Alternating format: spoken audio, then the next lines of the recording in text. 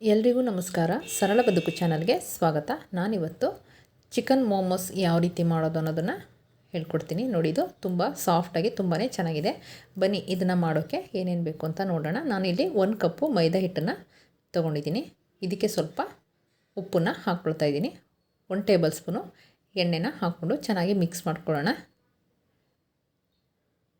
ನೋಡಿ, ಇದನ್ನು ಚೆನ್ನಾಗಿ ಮಿಕ್ಸ್ ಮಾಡಿ ಆದಮೇಲೆ ಸ್ವಲ್ಪನೇ ನೀರು ಹಾಕ್ಕೊಂಡು ಕಲಿಸ್ಕೊಳ್ಬೇಕು. ಚಪಾತಿ ಹಿಟ್ಟಿನ ಅದಕ್ಕಿಂತ ನೀವು ಸ್ವಲ್ಪ ಗಟ್ಟಿಯಾಗಿ ಕಲಿಸ್ಕೊಳ್ಬೇಕು. ಇದನ್ನು ನೋಡಿ, ಈ ರೀತಿ ಕಲಿಸ್ಕೊಳ್ಬೇಕು. ಇದನ್ನು 10 ನಿಮಿಷ ಮುಚ್ಚಿಟ್ಬಿಡೋಣ. ನಾನು ಚಿಕನನ್ನು ಈ ರೀತಿ ಸಣ್ಣದಾಗಿ ಕಟ್ ಮಾಡಿ ಇಟ್ಕೊಂಡಿದ್ದೀನಿ.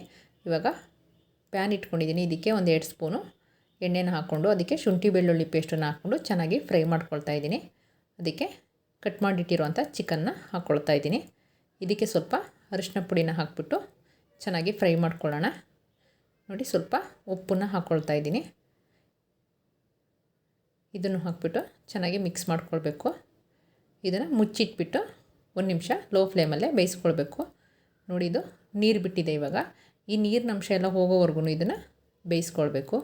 ನೀವು ನನ್ನ ಚಾನಲ್ನ ಫಸ್ಟ್ ಟೈಮ್ ನೋಡ್ತಾ ಇದ್ದರೆ ಪ್ಲೀಸ್ ನನ್ನ ಚಾನಲ್ನ ಸಬ್ಸ್ಕ್ರೈಬ್ ಮಾಡಿ.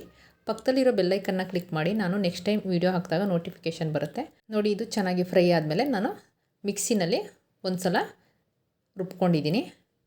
ಇದಕ್ಕೆ ನಾನು ಕಟ್ ಮಾಡಿಟ್ಟಿರೋಂಥ ಈರುಳ್ಳಿ ಮತ್ತು ಕೊತ್ತಂಬರಿ ಸೊಪ್ಪು, ಪೆಪ್ಪರ್ ಪೌಡರು ಮತ್ತು garam masala, red chilli powder ಹಾಕ್ಬಿಟ್ಟು ಚೆನ್ನಾಗಿ ಮಿಕ್ಸ್ ಮಾಡ್ಕೊಳ್ಳೋಣ.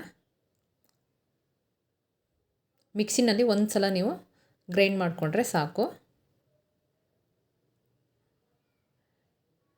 ನೋಡಿ, ಇವಾಗ ಈ ಹಿಟ್ಟನ್ನು ಒಂದು ಸಲ ಚೆನ್ನಾಗಿ ನಾದಬೇಕು.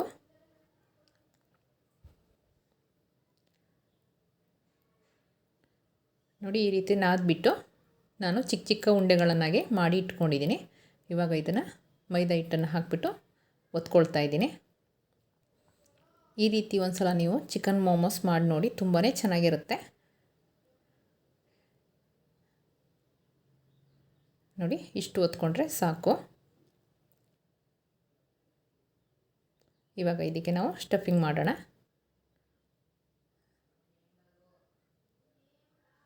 ನೋಡಿ, ಇದನ್ನು ನೋಡಿ ಈ ರೀತಿ ಚಿಕ್ಕ ಚಿಕ್ಕ ನರ್ಗೆಗಳ ರೀತಿ ಮಡ್ಚ್ಕೊಳ್ತಾ ಬರಬೇಕು ರೌಂಡಾಗಿ.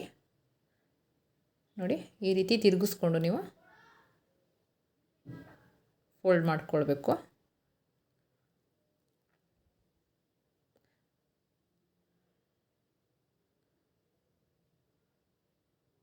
ನೋಡಿ, ಹೀಗೆ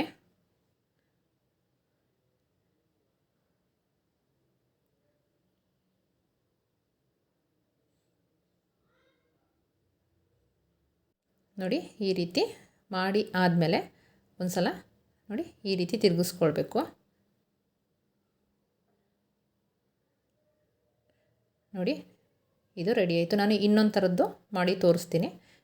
ನೋಡಿ, ಇದು ಕೂಡ ಹಾಗೆಯೇ ಚಿಕ್ಕ ಚಿಕ್ಕ ನರ್ಗೆಗಳನ್ನಾಗಿ ನಾವು ಮಾಡ್ಕೊಳ್ತಾ ಬರಬೇಕು. ನೋಡಿ, ಹೀಗೆ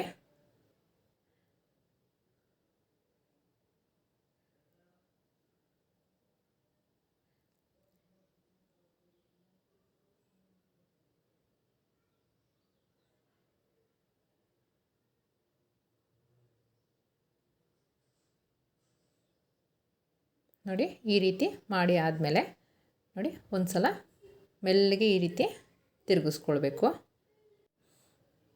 ನೋಡಿ, ಈ ರೀತಿ ಕೂಡ ಮಾಡ್ಕೊಳ್ಬೋದು.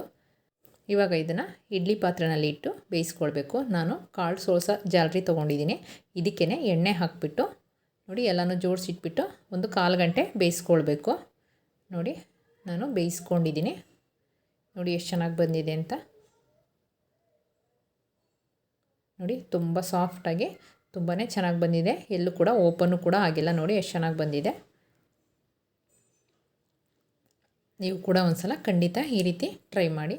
ನಿಮಗೆ ಈ ವಿಡಿಯೋ ಇಷ್ಟ ಆಗಿದರೆ ಲೈಕ್ ಮಾಡಿ, ಶೇರ್ ಮಾಡಿ, ಕಮೆಂಟ್ ಮಾಡಿ, ನನ್ನ ಚಾನಲ್ನ ಸಬ್ಸ್ಕ್ರೈಬ್ ಮಾಡಿ.